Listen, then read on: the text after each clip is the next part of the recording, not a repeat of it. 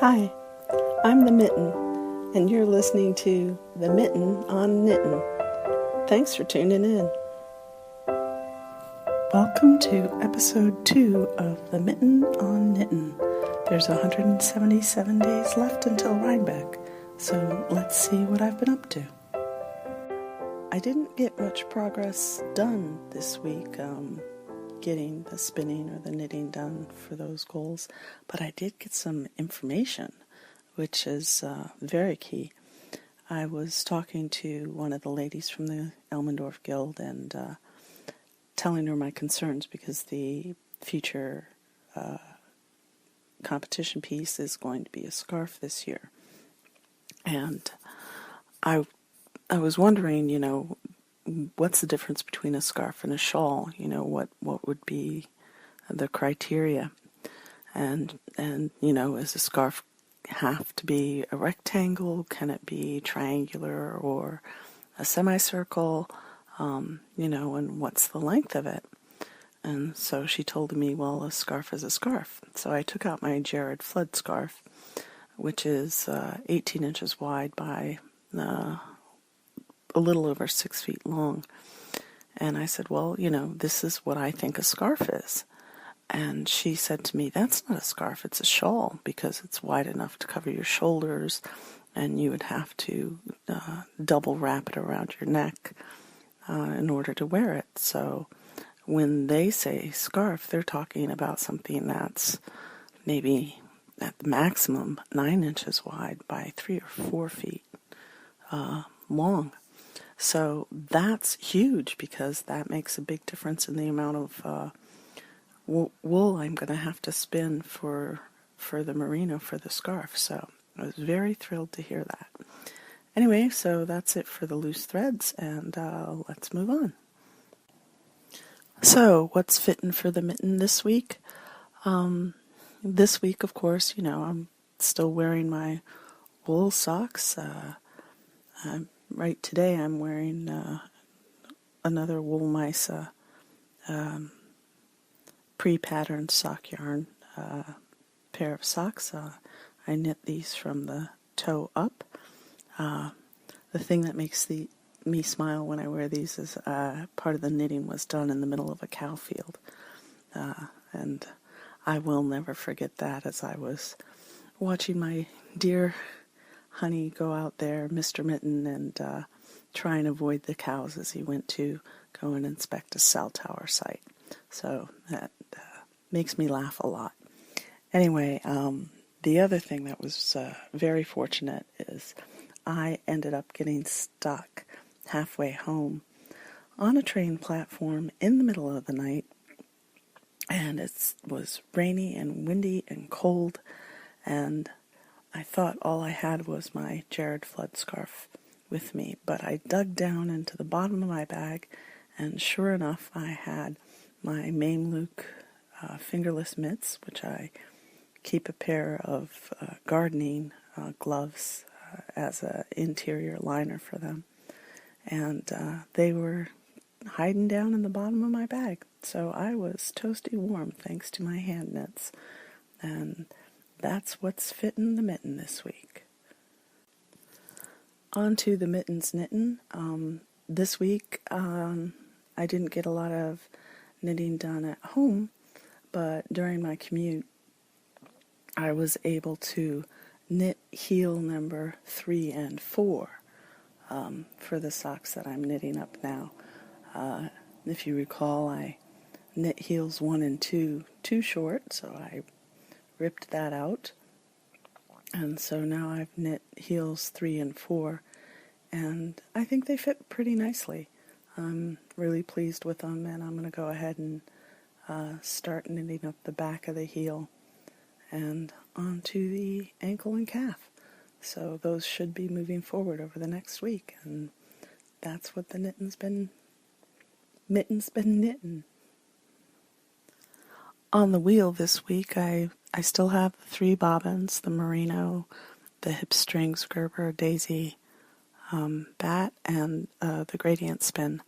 I'm on the second color of the gradient spin, which I'm doing in a tenth of an ounce batches. There's 20 batches altogether. And so far I've been able to be consistent with the color. Of course. I've been able to be consistent with the width, the wraps per inch of the singles. So I have my fingers crossed that it comes out nicely. I'm trying not to spin all the one color in one night. I want to get more consistent with the spinning. That's part of the goal with breaking up the spinning into smaller bits instead of a gigantic marathon session. That gives me a sore back as well. So moving forward on that slowly, but moving forward. What's sitting this week? Well, the same thing as last week. I still have that pair of socks and those 2 skeins of merino that need to be given their spa bath. Of course, now that I've heard about the size of the scarf that I'm going to be making for Rhinebeck is half of what I thought it would be. I think if I get those 2 skeins washed up and spa'd, that it will be just enough yarn for me to make the scarf and have some left over. So they're still sitting there. They're still waiting for their spa day. But now that I have a plan, I'm feeling more enthusiastic about actually washing them up and setting them out to dry. Plus, we're supposed to have a really dry week this week. No rain to the end of the week. So hopefully I'll get that done sometime tomorrow. Yay! In Stash Up Down this week, I happened across a little bag of gradient sock yarn that I picked up at the Hudson Valley Sheep and Wool Company Saturday after I finished teaching out at the Elmendorf Inn, the tatting class. So I stopped by,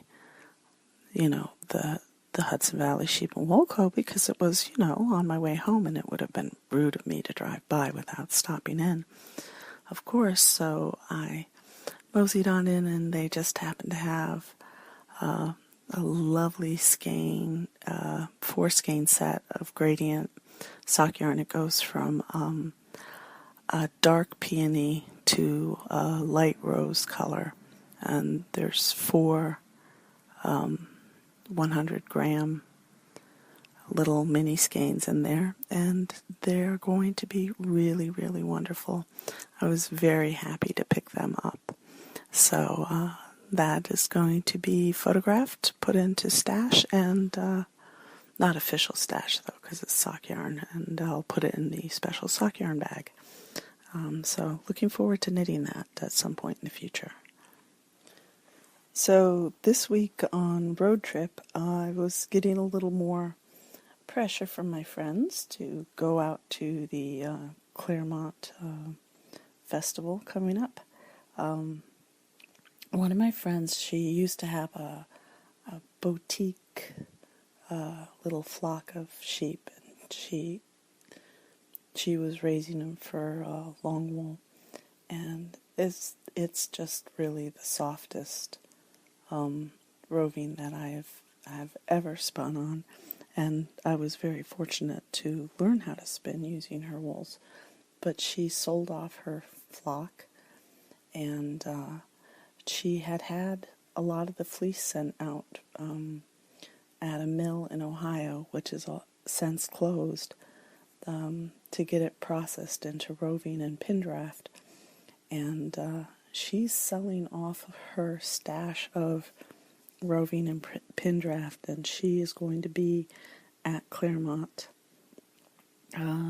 selling stuff in one of her friend's booths.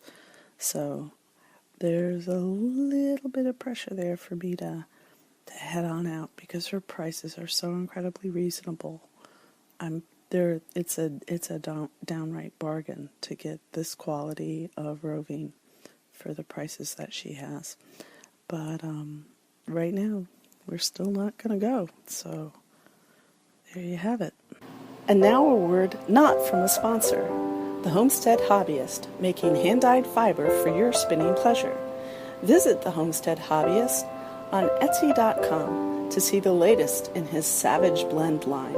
And don't forget to stop by and see him in person at the Maryland Sheep and Wool Festival, May 7th through 8th at the Howard County Fairgrounds in Maryland. Homestead Hobbyist, your source for fluffy balls. Of roving, that is.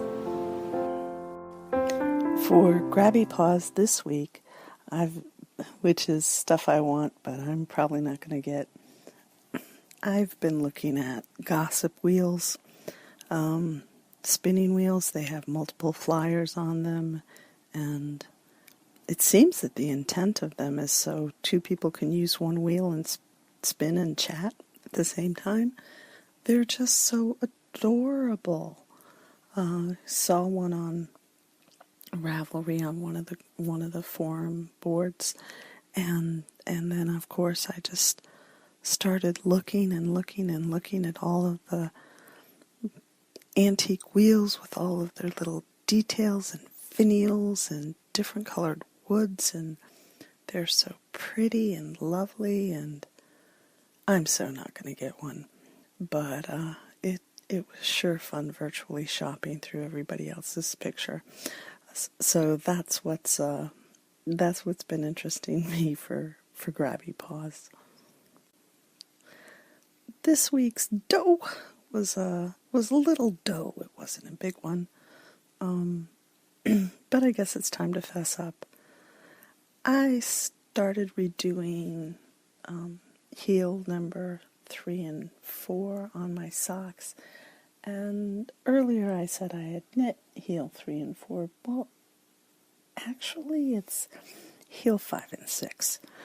I ripped out heel 3 and 4 because when I was knitting them up, I forgot to put in the pattern stitch on the heel. So I was knitting the heel in stockinette, which is really, it's not hard wearing enough, and it doesn't give your heel enough cushion. So they had to come out, and I guess the real shameful part about it is not only did I do it with the first heel that I reknit, but I did it with the second heel, which I gotta say I was getting faster at knitting them, which I guess is a good thing, but I can't believe I made the mistake twice in a row.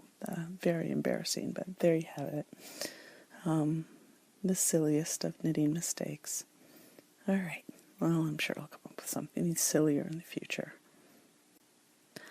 Questions for the Mitten. I did get a question on the Ravelry board. The Mitten on Knittin is one of the groups there. I'd be happy for you to stop by and say hi or ask a question. But Kath wanted to know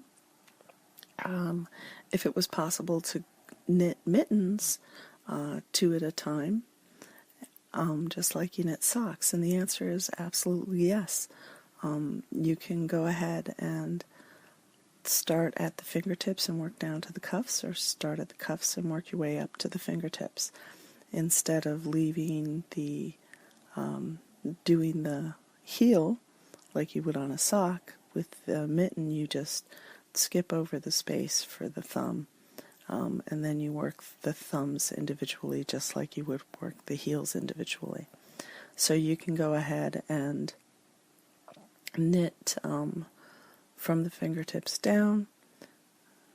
When you get to the point where you want to leave the opening for your thumb, just go ahead and set those stitches aside on a stitch holder, or even cast them off, and then continue knitting just as you would as if you were knitting toe up 2 at a time socks, and join back in the round for the rest of the hand, and work your way down to the cuff and do your ribbing and cast off. Or, in the opposite direction, you would start with the casting on the ribbing for both cuffs, and then work till you get to the thumbs. Leave your opening there for the thumbs to be worked afterwards. Join back and work the rest of the way down to your fingertips and your decreases. And that works really well. You could also knit a mitten inside of a mitten, which is something I like to do, especially when you're showing kids how to knit mittens. And you're working with, since 2 mittens on the same set of needles, you have 2 balls of yarn there, and you just alternate each thread as you go around in your circulars or with your double pins, double pointed needles, and it's kind of like doing a knit, and then you bring the yarn to the other side, and then slip the stitch and knit, slip, knit, slip. But you want to make sure that you always carry one piece of yarn on the inside and the other piece of yarn on the outside, and then each row you would do a row of the knit slip and a row with the other yarn, also doing the knit slip. So, for example, if you're on row 10, you're going to knit row 10 for the inner mitten and then go back around knitting row 10 for the outer mitten. And when you're done, and you cast them off, then you pull the 2 mittens apart, and it usually amazes the little ones. They can't believe how you managed to knit 2 mittens where they could only see one, which is quite fun to do. And then, of course, you go ahead and finish the thumb up later. Sometimes, though, I do knit the thumb out flat when I'm knitting in the round, and then just the only thing I have to do is finish the seam on the inside of the thumb, so it's kind of hidden. I use a mattress stitch mostly. And so yes, Kath, it is possible to do 2 mittens at a time, either side by side or one inside the other. Where I'll be. I don't have anything scheduled right now. I did have a wonderful time teaching at the Elmendorf Inn in Red Hook, the tatting class. I think it went rather well. One woman actually made it all the way to the end to do the chain stitch and tatting, which was the final lesson that I taught. A few of them just got through to making the initial rings and didn't get to the picot part, and some made the picots, and that was enough for them. But, I had an entire summer to learn tatting. These women had 6 hours, and I think they did an amazing job, and I hope they'll all continue it. I certainly had a terrific time teaching them. Like I said earlier, afterwards I stopped by the Hudson Valley Sheep and Wool Co. At the mill there, and I was talking to Mary and Mickey and Jamie. It's always so lovely to stop by and see how they're doing and buy a little something. And I dropped off a copy of my book of cowls, and they offered to have a meet the author event there. So that'll happen some point in the future, and I'll be sure to mention it here. But I was kind of, blushingly embarrassed, but I think it would be a really fun thing to do. So not anything solid as far as the calendar goes right now, but that's in the works. So thanks for joining us this week. We hope you enjoyed the show, and we'll talk to you next week. Bye.